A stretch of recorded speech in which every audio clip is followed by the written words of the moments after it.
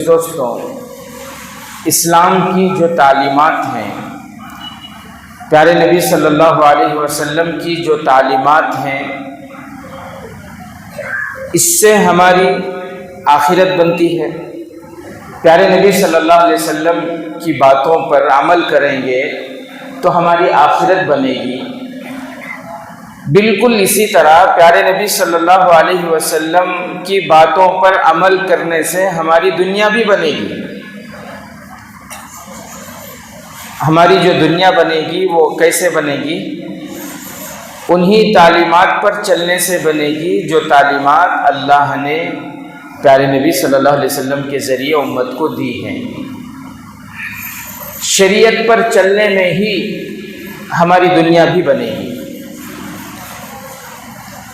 آج میرے عزیز ساتھیوں، آپ دیکھیں معاشرتی زندگی میں، آواز آ رہی ہے میری؟ برابر آ رہی ہے؟ آپ کو سمجھ میں آ رہی ہے؟ بات نہیں، منزل نہیں آتی تھی پہلے آپ کو؟ نہیں برابر نہیں، آپ لوگوں کو میری آواز آ رہی ہے تو بس۔ معاشرتی زندگی میں، گھروں میں دیکھیں آپ، گھر میں، خاندانوں میں آپس میں لڑائیاں ہیں، جھگڑے ہیں، اور یہ لڑائیاں اور جھگڑے اتنے ہیں کہ بھائی بھائی سے بات کرنے کو تیار نہیں ہے۔ اس کی کیا وجہ ہے؟ یہ جو ہمارے خاندانوں میں، ہمارے معاشرے کے اندر یہ جو جھگڑے ہیں، اس کی کیا وجہ ہے؟ کیوں یہ جھگڑے ہیں؟ جہاں تک آپ دیکھیں، دو چیزیں ہیں جن کی وجہ سے زیادہ جھگڑے ہوتے ہیں: پیسہ، زمین اور جائیداد۔ اسی لیے مجھے اور آپ کو آج سے 1400 سال پہلے، 1450 سال پہلے، پیارے نبی حضرت محمد مصطفیٰ صلی اللہ علیہ وسلم نے جو تعلیمات دی ہیں، اس میں یہ کہا گیا کہ آپس میں تعاشروا کالاخوان، آپس میں جب رہو مل جل کر تو بھائی بھائی کی طرح مل کر رہو، آپس میں ایثار ہو، ایک دوسرے کے لیے ہمدردی ہو، اخوت ہو، محبت ہو، دوستوں کی طرح مل کر زندگی کرو، زندگی گزارو ایک دوسرے کے ساتھ۔ کیسے؟ دوستوں کی طرح۔ لیکن جب معاملہ کرو، لیکن جب تعاملوا کالاجانب، لیکن جب معاملہ کرو، جب لین دین کی بات ہو، جب زمین کی بات ہو، جب جائیداد کی بات ہو، جب ترکہ کی بات ہو، جب بزنس پارٹنر کی بات ہو، جب تجارت میں حصے داری کی بات ہو، تو فرمایا کہ اپنا بھائی بھی اگر ہے تب بھی اس کے ساتھ ایسا معاملہ کرو جیسے وہ اجنبی ہے۔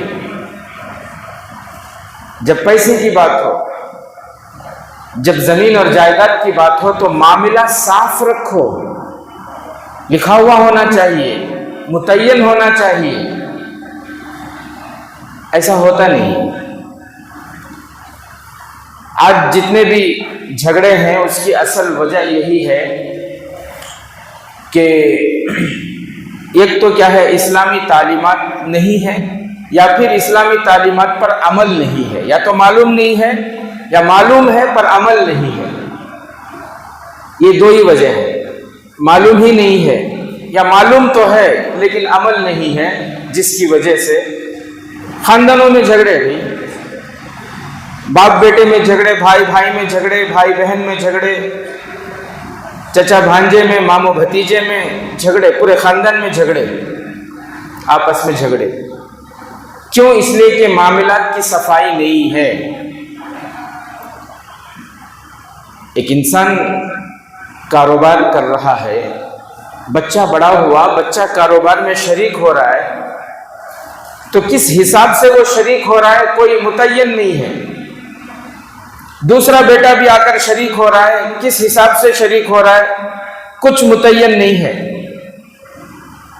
متعین نہیں کرتے۔ کیا وہ ابا کو ہیلپ کرنے کے لیے آ رہا ہے، یا تنخواہ کے حساب سے آ رہا ہے، یا وہ پارٹنر بننا چاہتا ہے، حصے دار کے حساب سے آ رہا ہے؟ کیا بھی نہیں۔ پہلا بچہ آیا ابا کے کاروبار میں شریک ہو گیا، دوسرا بچہ آیا وہ بھی شریک ہو گیا، ایک بچے کو یہاں ایک بچے کو وہاں، یہ ہو رہا ہے، میں بول رہا ہوں کوئی حصہ متعین نہیں کیے۔ شریعت کی ان باتوں پر اگر ہم عمل کریں گے نا تو یہ آپس کے جھگڑے ختم ہو جائیں گے۔ شروع دن سے ہی حصہ متعین ہو جائے کس کا کیا ہے، کون کس کا کتنا حق ہے، کس کے ذمے کیا کام ہے۔ اب دیکھو سارے بھائی شریک ہیں ابا کے ساتھ بزنس میں، کوئی حصہ متعین نہیں ہے، جس کو جتنی ضرورت اٹھا رہا ہوں۔ اب اگر کسی کی شادی کا معاملہ آ گیا تو دوسرے سارے بھائیوں کے دل میں کیا آئے گا؟ سب سے زیادہ نفع انہیں اٹھایا بولتے ہیں۔ اب وہاں سے بدگمانیاں، نا اتفاقیاں، بد زبانیاں، پیٹ پیچھے غیبتاں، یہ سب شروع ہوتے ہیں۔ وہ ہمیں بولنے گئے تو یہ سب باتاں ہم نہ بیوقوف بولتے، ہم نہ کیا بولتے ہیں، اچھا گھر ہے، باپ بیٹے بھایا بھایا سب مل کو ہی محبت سے ہی کئی کو یہ سب باتیں کر رہی تمہیں کر کو بولتی ہوں۔ لیکن میرے عزیز ساتھیوں، شریعت پر عمل نہیں تو وہاں محبت قائم نہیں رہتی۔ شریعت ہے ہی محبت کو قائم کرنے کے لیے، شریعت ہے دلوں کو جوڑنے کے لیے۔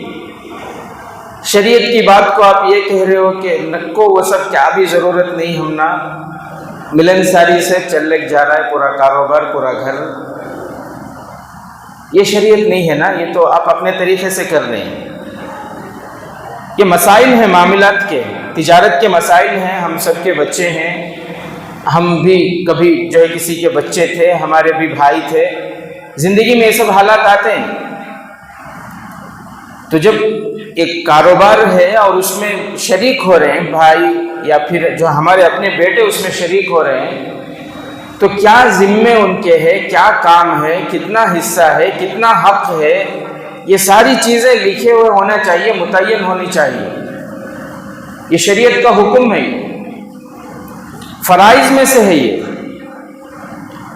بات سمجھ رہے ہیں؟ فرائض میں سے، معاملات میں سے، یہ معاملات جو ہے نا یہ فرائض میں سے ہیں۔ ہم لوگ یہ تو پوچھتے ہیں کہ طلاق کے مسئلے کیا ہیں، نکاح کے مسائل، نکاح کے موقع پر چلے جاتے ہیں حضرت کے پاس، آؤ حضرت ذرا نکاح پڑھا دو۔ لیکن کاروبار میں، بزنس میں، دکان میں، تجارت میں یہ کیسے کرنا، اس میں بچے کو شریک کرنا نہیں کرنا، شریک کرنا تو کیسے کرنا، یہ سب چیزیں ہمیں پوچھنے کی تکلیف نہیں اٹھاتے، سر پوچھتی ہیں یہ سب چیزیں بہت کم۔ جس طرح نماز کے فرائض ہیں، ان فرائض کو پورا کرنے سے ہی نماز ادا ہوں گے، روزے کے فرائض ہیں، حج کے فرائض ہیں، بالکل اسی طرح معاملات کے بھی فرائض ہیں۔ وہ معاملات کے فرائض کو جان کر اس کے مطابق ہمارے معاملات ہوں گے، تبھی ہمارا لقمہ حلال حلال رہے گا۔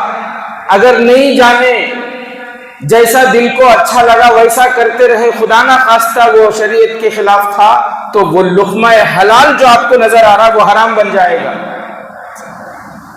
غیر محسوس طریقے سے آپ یہ سمجھ رہے ہوں گے کہ سب صحیح ہے، لیکن وہ کچھ بھی صحیح نہیں ہے۔ اس لیے میرے عزیز ساتھیوں، شریعت نے ہمیں یہ حکم دیا کہ معاملات اپنے صاف رکھو، زندگی گزارو آپس میں بھائیوں کی طرح، آپس میں پیار محبت ہو، ایثار و ہمدردی ہو، ایک دوسرے کی خوشی میں غم میں شریک ہوں، آپس میں ہدیہ لینا دینا ہو، ساری چیزیں ہوں۔ لیکن جب بات پیسوں کی ہو، جب بات کاروبار کی ہو، جب بات تجارت کی ہو، جب بات زمین اور جائیداد کی ہو، جب بات ترکے کی ہو، تو معاملہ اجنبی کی طرح کرنا ہے، اپنے بھائی کے ساتھ بھی کیوں نہ ہو، صاف ہونا چاہیے، کلیئر ہونا چاہیے۔ اس میں ہم سے بہت کوتاہیاں ہو رہی ہیں۔ اس میں مثال کے طور پر میں آپ کو بتاؤں، ایک والد صاحب ہیں، نکاح کے بعد سے ان کی خواہش تھی خاص گھر بنانا، اب وہ جب تک وہ اماؤنٹ جمع ہوتا خاص گھر بنانے کے لیے جتنے اماؤنٹ کی ضرورت ہے، تب تک بچے بھی بڑے ہو گئے، الحمدللہ کمانے لگے۔ اب باپ گھر بنا رہا ہے تو ہر بیٹا اپنی اپنی طاقت کے مطابق کیا ہوتا لا کو دے رہا ہے، کون کی بالو لا رہا ہے، کون کی سیمنٹ لا رہا ہے، کون کی جلی لا رہا ہے، کون کی سلاخہ لا رہا ہے، جو بھی اپنے اپنی طاقت کے مطابق ہر بچہ اس میں حصہ لگا رہا ہے۔ یہاں کیا بھی متعین نہیں ہے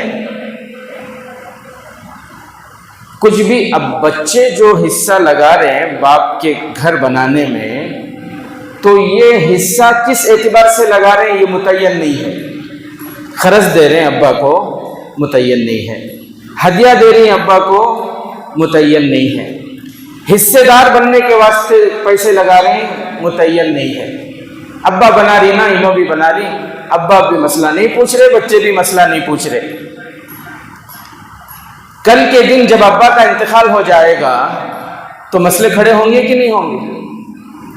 اگر اس نے شروع میں ابا کو گھر بنانے کے واسطے جو پیسے دیے تھے وہ پیسے ہدیے کے طور پر دیے تھے، ہیلپ کے طور پر دیے تھے، ہدیے کے طور پر، تو کوئی بات نہیں، وہ ابا مالک ہیں۔ پورے بھائیوں کو بہنوں کو جو حصہ ملے گا، بھائیوں کا جو حصہ ہے گا وہی ان کو بھی حصہ ملے گا، کچھ کمی زیادتی نہیں ہوگی۔ کیوں؟ اس لیے کہ گھر بنانے کے وقت جو پیسے ابا کو دیے تھے وہ ہدیہ تھے، اور ہدیہ دینے کے بعد ابا مالک ہو گئے۔ اب ابا چھوڑ کر گئے تو پورے بھائیوں کو بہنوں کو برابر جو حصہ اللہ نے متعین کیا وہی ملے گا۔ لیکن اگر اس نے ہدیہ نہیں دیا تھا بلکہ اس نے قرض دیا تھا، ابا گھر بنا رہے تھے تو میں قرض کے طور پر دیا تھا، تو اگر قرض کے طور پر دیا تو پھر جتنا دیا اتنا واپس کرنا پڑے گا ترکہ میں سے۔ اگر وہ کہتا ہے کہ اگر شروع میں یہ متعین ہو جائے کہ وہ حصے کے طور پر جو ہے شریک ہوا تھا، تو پھر اگر حصے کے طور پر شریک ہوا تھا اور ابا کی عمر اس وقت جو ہے 50 سال تھی، 40 سال تھی، اور پھر ابا کا انتقال 80 سال میں ہوا، تو اس وقت جو شریک ہوا تھا 20,000 روپے دیا تھا، تو اب اس زمین کی قیمت، اس گھر کی قیمت جو ہے 20 لاکھ روپے ہو گئی، تو اس حساب سے اس کی قیمت بھی بڑھ گئی نا۔ اب اس کو کیا دیں گے؟ تو یہ ساری چیزیں، یہ شریعت ہے، شریعت ہے، معاملات صاف ہونا چاہیے۔ تو بچے اگر تجارت میں شریک ہو رہے ہیں ابا کے ساتھ تو متعین ہونا چاہیے کس کا کتنا حق ہے، کس کے ذمے کیا کام ہے، کس کو کتنا حصہ ملے گا، کس کی کیا کیا ذمہ داریاں ہیں، یہ ساری چیزیں متعین ہوں گی تو پھر آپس میں جھگڑے نہیں ہوں گے۔ ایک انسان کے انتقال کے بعد شریعت کا حکم یہ ہے کہ سب سے پہلے ترکہ تقسیم کر دیا جائے۔ سب سے پہلا کام یہ دیکھا جائے کہ جن کا انتقال ہوا ہے ان کے سر پر کوئی قرض ہے تو ان کے ترکے میں سے سب سے پہلے قرض ادا کیا جائے گا، وصیت پوری کی جائے گی، اور اس کے بعد پورا ترکہ قرآن کے مطابق، حدیث کے مطابق جس کو جو حصہ اللہ نے بتایا ہے وہ حصہ تقسیم کرنا، یہ سب سے پہلا حکم ہے۔ اس پر عمل ہو رہا ہے ہمارے معاشرے میں، صحیح بولو، اس پر عمل ہو رہا ہے۔ انتقال کے بعد کون تو بھی خاندان میں ایک مولانا ہی انہوں بول رہی گھر کو بولے تو سب بھی مل کو تانے دیتی ہیں، رتی بھی محبتیش نہیں، کتنی ہرس ہے دیکھو، اب بھی گزر کو 3 دن بھی نہیں تب بھی جن کو جائیداد کی پڑی ہے، ایسے تانے دیتی۔ اب بھی گزر کو اللہ کر کو اب بھی گزرے سو تب بھی دیکھو لینے آگئی انہوں کے تم، حالانکہ وہ ان کی نہیں، شریعت کی بات ہے، اللہ کا حکم ہے، وہ اس پر عمل نہیں کریں گے نا تو بعد میں دینے کے پڑ جائیں گے۔ بہت سے لوگ ایسے ہوتے ہیں بیچارے، ان کو علم بھی نہیں ہوتا اور وہ بھائی بہنوں کا حق مار کر کھانا بھی نہیں چاہتے، لیکن جہالت کی وجہ سے اس حدیث پر عمل نہیں کرتے، تو بعد میں کیا ہوتا ہے، پھر آپس میں دشمنیاں ہو جاتی ہیں۔ کس سے دشمنی؟ بھائی کی بھائی سے، بہنوں کی بھائی سے دشمنی، اور پھر دشمنی ایسی زمین اور جائیداد کی، یہ پیسوں کی دشمنی، ایسی دشمنی ہوتی ہے۔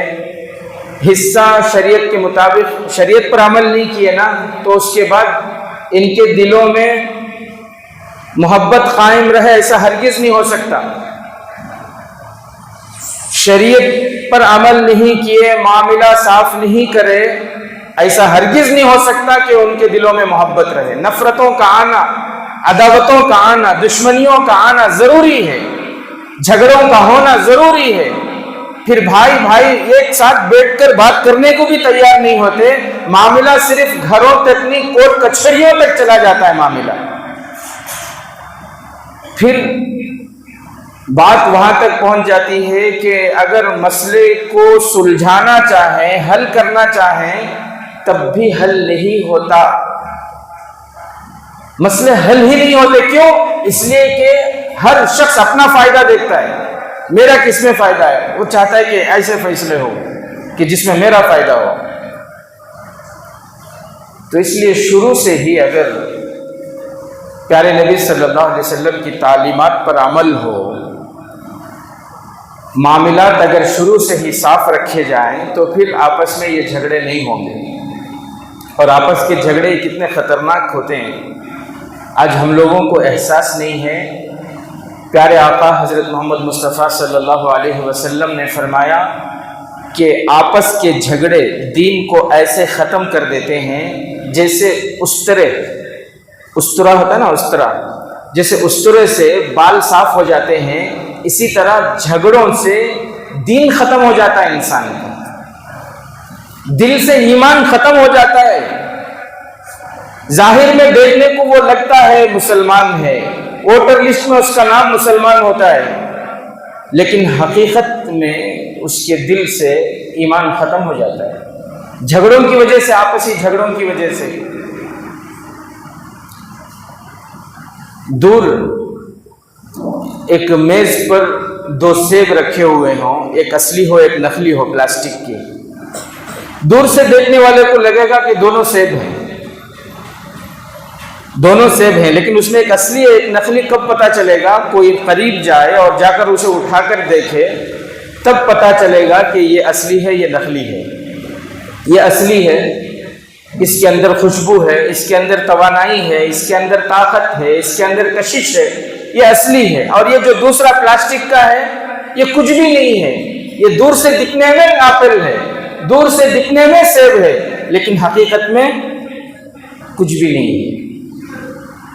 تو جب آپس کے جھگڑے ہوتے ہیں تو دین اندر سے ختم ہو جاتا ہے، انسان کے اندر سے۔ وہ ووٹر لسٹ میں تو مسلمان ہوتا ہے، لیکن اللہ کی نظر میں، پیارے نبی کی نظر میں وہ کب کا نکل چکا ہوتا ہے، حقیقت میں وہ کچھ نہیں ہوتا۔ ایمان ہی اصل ہے میرے بھائی۔ بہت مختصر زندگی ہے، بہت مختصر زندگی ہے، پتہ نہیں کب موت یقینی ہے، اور اللہ کے پاس کام آنے والی چیز صرف ہمارے اعمال صالحہ ہیں، نیک اعمال ہیں۔ موت یقینی ہے، کچھ لے کر نہیں جانا ہے سوائے نیکی کے۔ یہ یقین اگر دل میں بیٹھ جائے انسان کے، تو انشاءاللہ کوئی کسی کا 1 روپیہ بھی نہیں کھائے گا، کوئی کسی کی تھوڑی سی چیز بھی نہیں دبائے گا، کسی کا حق نہیں مارے گا وہ۔ آج کیا ہو رہا ہے؟ نمازیں پڑھ رہے، حج کو جا رہے، عمرے کو جا رہے، داڑھی رکھو ہی، سب پورے سنتوں کو عمل ہو رہی، لیکن بھائیوں کا حق دبا کو بیٹھے، بہنوں کا حق دبا کو بیٹھے، بھانجوں کا، بھتیجوں کا حق دبا کو بیٹھے۔ پیارے نبی صلی اللہ علیہ وسلم نے اسی لیے فرمایا تھا، صحابہ سے پوچھے تھے ایک مرتبہ کہ بتاؤ میری امت کا سب سے بڑا مفلس کون ہے؟ مفلس کس کو کہتے ہیں؟ ایک ہوتا ہے غریب، اس سے بھی مفلس جس کے پاس کچھ بھی نہ ہو، ایک وقت کے کھانے کے پیسے بھی نہ ہو، کھانے کا نظام بھی نہ ہو، رہنے کا نظام بھی نہ ہو، مفلس۔ مسکین، یتیما ذا مقربہ او مسکینا ذا متربہ، جو زمین سے چمٹا ہوا ہو، کپڑے بھی اس کے پاس ڈھنگ کے نہ ہو، میری امت کا مفلس کون ہے؟ تو صحابہ رضوان اللہ اجمعین فرمانے لگے کہ اللہ کے نبی، جس کے پاس روپیے پیسے نہ ہوں، دینار اور درہم نہ ہو، وہ سب سے بڑا مفلس ہے۔ اللہ کے نبی صلی اللہ علیہ وسلم نے فرمایا کہ نہیں، میری امت کا مفلس وہ نہیں ہے، میری امت کا مفلس وہ ہے کل قیامت کے دن جب وہ اللہ کے پاس آئے گا تو اس کے پاس نمازیں بھی ہوں گی، روزے بھی ہوں گے، حج بھی ہوں گے، عمرے بھی ہوں گے، قرآن کی تلاوتیں بھی ہوں گی، ذکر و اذکار ہوں گے، بہت ساری عبادتیں اس کے پاس ہوں گی، لیکن دنیا میں حقوق ادا نہیں کیے ہوں گے۔ بہنوں کا حق باقی ہوگا، بھائیوں کا حق باقی ہوگا، رشتہ داروں کے حق باقی ہوں گے، کسی کا حق دبایا ہوگا، معاملات کی صفائی نہ کی ہوگی اس نے دنیا میں، وہ کل قیامت کے دن حق والے آئیں گے اور پھر اس کی نیکیاں ان کو دی جائیں گی، یہاں تک کہ اس کی ساری نیکیاں ختم ہو جائیں گی، حق والے باقی ہوں گے تو حق والوں کے گناہ اس کے سر پر ڈال دیے جائیں گے۔ میری امت کا سب سے بڑا مفلس وہ ہے۔ کیا ہم نے کبھی اس حدیث پر غور کیا؟ میرے عزیز ساتھیوں، ایمان یہ اصل ہے۔ ایک صحابی نے پوچھا کہ اللہ کے نبی، تو میں کہہ رہا تھا کہ آپس کے جھگڑوں سے ایمان ختم ہو جاتا ہے، دین ختم ہو جاتا ہے، صرف شکل باقی رہتی ہے، صرف جبہ، داڑھی، ٹوپی، یہ نام محمد اویس نام باقی رہتا ہے، اندر سے پورا ختم ہے، حقیقت کچھ بھی نہیں ہے۔ جس طرح وہ پلاسٹک کا سیب ہے، صرف اس کا چہرہ باقی ہے، حقیقت میں کچھ نہیں ہے۔ اسی طرح آپس میں یہ جھگڑے جو ہیں، باپ بیٹوں کے جھگڑے، بھائی بھائی کے جھگڑے، دین کو اندر سے ختم کر دیتے میرے بھائی، دین کو۔ ایک صحابی پوچھنے لگے پیارے نبی صلی اللہ علیہ وسلم سے کہ اللہ کے رسول، مل ایمان، ایمان کی حقیقت کیا ہے؟ میں اپنے ایمان کو کیسے پہچانوں کہ میرا ایمان کس سطح پر ہے؟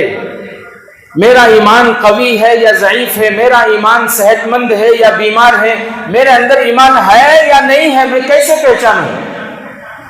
جناب آقا محمد الرسول اللہ صلی اللہ علیہ وسلم نے فرمایا، اذا سرت کا حسنتو کا، جب نیکی سے تمہیں خوشی ہو، نماز پڑھ کر تمہیں خوشی ہو، روزے رکھ کر تمہیں خوشی ہو، قرآن کی تلاوت کر کے تمہیں خوشی ہو، ذکر و اذکار کر کے تمہیں خوشی ہو، جب نیکی سے، اللہ کی فرما برداری سے تمہیں خوشی ہو، اپنے بچوں کو نماز پڑھتا دیکھ کر تمہیں خوشی، اپنی بچیوں کے سروں پر، اپنی عورتوں کے سروں پر دوپٹے کو دیکھ کر تمہیں خوشی ہو، جب نیکیوں کو دیکھ کر تمہیں خوشی ہو تو تم سمجھو۔ اور پھر آگے ایک بات اور فرمائی کہ نیکیوں کو دیکھ کر تمہیں خوشی ہو، وساعت کا سیئت کا، اور برائیوں کو دیکھ کر کوئی گناہ سرزد ہو جائے، کوئی گناہ ہو جائے، نماز چھوڑ جائے، تلاوت چھوڑ جائے، ذکر چھوڑ جائے، درود چھوڑ جائے، کوئی سنت تم سے چھوڑ جائے، یا تم اپنے بچے کو نماز چھوڑتا ہوا دیکھ لو، یا اپنی بچی کو دوپٹے کے بغیر بے پردہ تم دیکھ لو، کوئی بھی گناہ دیکھ کر تمہیں غصہ آ جائے، کوئی بھی گناہ دیکھ کر تمہیں تکلیف ہو، فرمایا کہ نیکی کو دیکھ کر خوشی ہو، اور تمہاری نیکی تمہیں خوش کر دے، تمہاری برائی تمہیں تکلیف میں ڈال دے، تو سمجھو فأنت مؤمن، تمہارے دل میں ایمان ہے۔ فأنت مؤمن، کہ تمہاری نیکی سے تمہیں خوشی ہو اور گناہ سے تمہیں تکلیف ہو۔ تکلیف ہوتی کہ نہیں ہوتی؟ جو شادی شدہ ہیں، جن کے بچے ہیں، اگر وہ کوئی زہر کھا لے تو ماں باپ کو تکلیف ہوگی کہ نہیں ہوگی؟ بچہ چھوٹا ہے، نابالغ ہے، غلطی سے اس نے زہر کھا لی ہے، کتنی تکلیف ہوگی، ماں باپ کتنے پریشان ہوں گے۔ جب تک زہر کا اثر ختم نہیں ہوتا تب تک ماں باپ پریشان ہوں گے، جو کرنا کریں گے اس کے لیے، تاکہ بچے کے جسم سے وہ زہر ختم ہو جائے۔ بچہ نماز نہیں پڑھتا، اس پر بھی تکلیف ہوتی ہے۔ بچی بڑی ہو گئی، نماز نہیں پڑھ رہی، پردہ نہیں کر رہی، اس پر بھی تکلیف ہو رہی ہے یا نہیں ہو رہی؟ اگر تکلیف نہیں ہو رہی تو اس کا مطلب یہ ہے کہ ایمان نہیں ہے۔ بچہ داڑھی منڈا رہا ہے، باپ کو تکلیف نہیں ہو رہی ہے، تو اس کا مطلب یہ ہے کہ حقیقت سے خالی ہے۔ بچی بے پردہ غیر مردوں کے ساتھ بات چیت کر رہی ہے، باپ کو غصہ نہیں آ رہا، تو اس کا مطلب یہ ہے کہ وہ باپ حقیقت سے خالی ہے، وہ خاکہ ہے، وہ نقشہ ہے، وہ حقیقت اس میں کچھ نہیں ہے۔ تو شریعت کے خلاف کام دیکھ کر غصہ آئے، تکلیف ہو، جس طرح بچہ بیمار ہو جائے تو تکلیف ہوتی ہے، اسی طرح نافرمانی دیکھ کر تکلیف ہو تو اللہ کے نبی نے فرمایا کہ فَأَنْتَ مُؤْمِنٌ، اس کا مطلب یہ ہے کہ تمہارے دل میں ایمان ہے۔ اور دنیا میں اللہ کی مددیں ہم اپنی آنکھوں سے اس لیے نہیں دیکھ رہے کیونکہ ہمارا ایمان کمزور ہے، ورنہ پوری قرآن اٹھا کر دیکھیں، پوری تاریخ اٹھا کر دیکھیں، اس دھرتی پر جب بھی اللہ کی مدد آئی ہے ایمان والوں پر آئی ہے، ایمان والوں کے لیے آئی ہے۔ ہم یہ سمجھتے ہیں ہمارے پاس پیسے ہوں گے، ہمارے پاس بہت سے کونسلر ہوں گے، بہت سے ایم ایل اے ہوں گے، بہت سے ایم پیاں ہوں گے، ہماری حکومت ہوگی، ہماری پارٹی ہوگی، ہر اعتبار سے ہمارے پاس فوج ہوگی، طاقتیں ہوں گی تو کامیابی ہمارے پاس ہے۔ ایسا نہیں ہے، ایمان ہے تو کامیابی ہے۔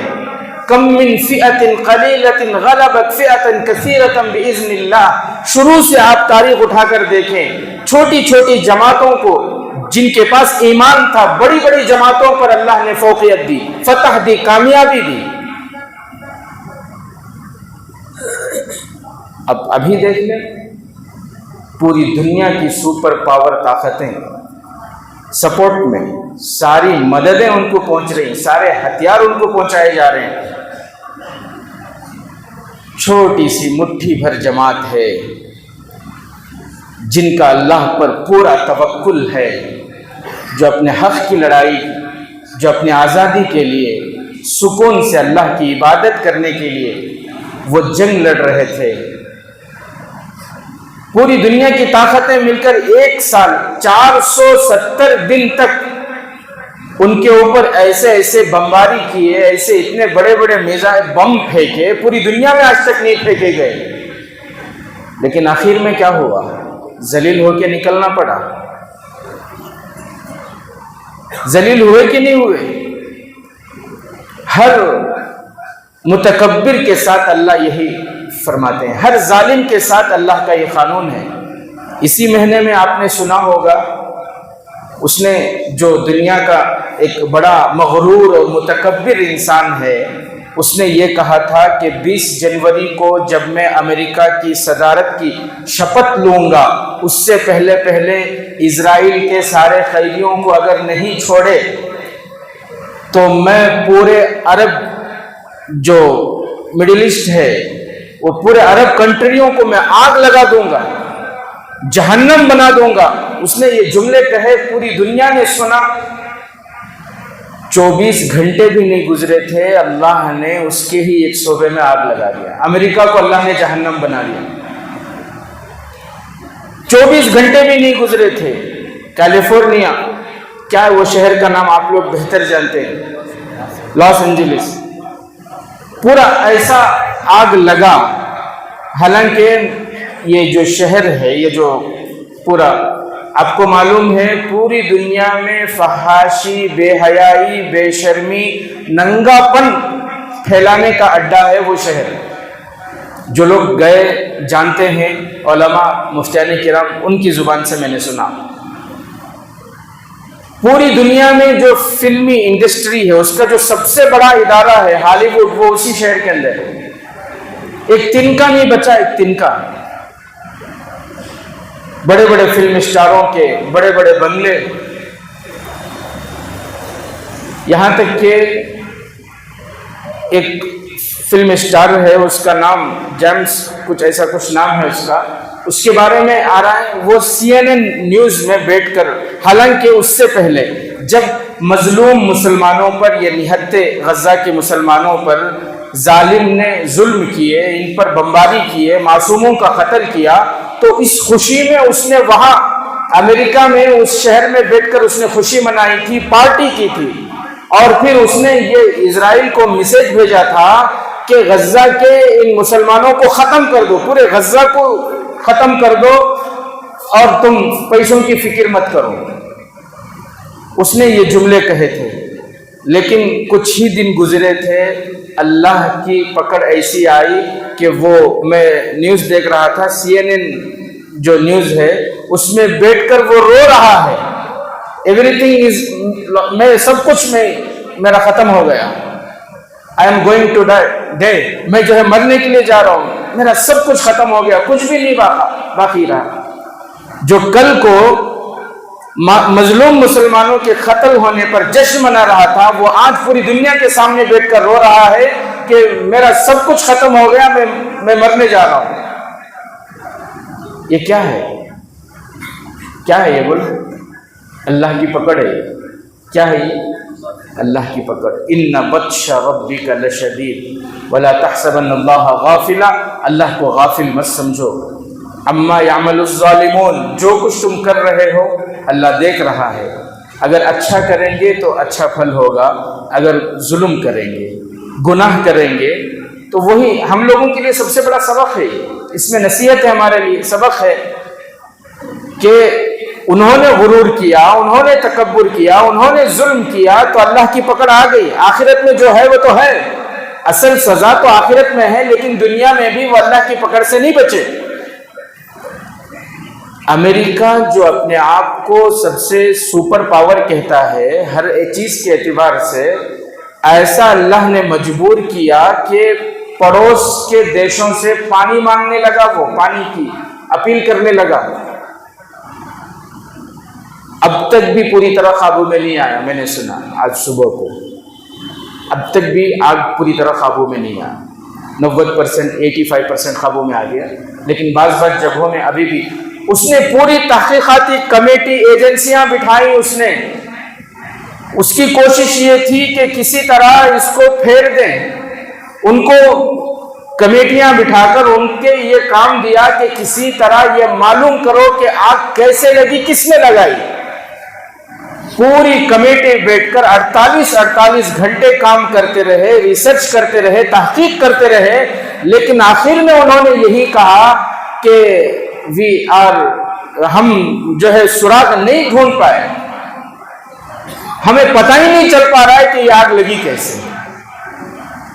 وہ الگ بات ہے کوئی کچھ کہہ لیں کہ ہوا تیز تھی، جو ہے درخت سوکھ گئے تھے، وہ تیز ہوا کی وجہ سے، درخت لگڑنے کی وجہ سے آگ لگ گئی۔ یہ تمہاری اپنی دل کی، دماغ کی، تمہاری سائنس کی باتیں اپنی پاس رکھو، لیکن سب سے بڑی بات جو ایمان کی بات ہے وہ یہی ہے، تم نے تکبر کیا، اللہ نے ہر متکبر کی اللہ کی پکڑ آتی ہے، اللہ کی پکڑ ہے۔ دوسروں کے گھروں کو جلانے کے واسطے تم نے امداد کی تو آج تمہارے گھر جلے۔ دوسروں کے گرنے کے لیے تم نے گڑھے کھودے، آج تم گڑھے میں گرے۔ بہرحال اس میں بہت سے ایسے بھی ہوں گے جو معصوم ہوں گے جن کے گھر جل گئے۔ سب کے سب اگر ظالم ہوں تو خوشی منانا ٹھیک ہے، لیکن سب کے سب تو ظالم نہیں ہوں گے، وہاں پہ بہت سے مسلمان بھی ہوں گے، بہت سے ایسے انسان بھی ہوں گے جن کے اندر انسانیت تھی۔ لیکن بہرحال اتنی بات تو ہے کہ اللہ کی پکڑ آتی ہے ہر ظالم پر، اور جو بھی مومن ہو، ہر مومن پر اللہ کی مدد آتی ہے، جیسے کہ غزہ پر آئی۔ دعا فرمائے اللہ تعالیٰ اسی طرح امن کو وہاں قائم رکھے، اللہ ظالموں کا بالکل وہاں سے صفایا فرمائے، دنیا کے ہر کونے سے اللہ ظالموں کا صفایا فرمائے۔ تو بہرحال میرے عزیز ساتھیوں، میں یہ کہہ رہا تھا کہ خاندانوں میں جو جھگڑے ہیں، آپس کے جو جھگڑے ہوتے ہیں، اس کی سب سے بڑی وجہ شریعت پر عمل نہ کرنے کی وجہ سے ہوتے ہیں۔ اس لیے ہمیشہ اپنے معاملات صاف رکھیں، خاص طور سے پیسوں کا معاملہ، زمین اور جائیداد کا معاملہ، یہ بالکل صاف رکھیں۔ آپ دیکھیں نا، قرآن میں جو سب سے بڑی آیت ہے، سب سے بڑی آیت 3ویں پارے میں تلک الرسل میں، وہ سب سے بڑی آیت کا جو اس میں جو مضمون ہے وہ ہے معاملات کی صفائی۔ یا ایھا الذین آمنوا اذا تداینتم بدین، سب سے بڑی آیت قرآن کی، اور اس میں کیا حکم ہے کہ اپنے معاملے صاف رکھو، اپنے معاملے صاف رکھو، کسی کا حق اپنے اوپر باقی نہ رکھو، کسی کا حق نہ دباؤ۔ اسی لیے اللہ تعالیٰ قرآن میں فرما رہے ہیں کہ اگر کسی کے پاس تم قرض لے رہے ہو، چاہے چھوٹا سا چھوٹا ہی کیوں نہ ہو، اسے لکھ لو، اگر لکھ نہیں سکتے تو گواہ بنا لو۔ جب چھوٹے سے چھوٹے معاملے کے لیے یہ حکم ہے تو زمین کا معاملہ، کاروبار کا معاملہ، جائیداد کا معاملہ، کیا اس کے لیے کوئی حکم نہیں ہے؟ چلے گا ایسے ہی جیسے ذہن میں آ رہا ہے؟ نہیں چلے گا۔ اس لیے میرے عزیز ساتھیوں، اللہ نے وقت دیا ہے، ابھی بھی کچھ نہیں گیا، جن کے معاملات اپنے رشتہ داروں میں، اپنے دکان میں، اپنے تجارت میں جنہوں نے ابھی تک معاملہ صحیح نہیں کیے وہ صحیح کر لیں. صحیح کریں گے تو بھی ہمارے جو ہے آپس میں محبتیں باقی ہوں گی اور پھر اللہ کی طرف سے خیر و برکتیں بھی ہوں گی. اللہ تعالی ہم تمام کو عمل کی توفیق نصیب فرمائے.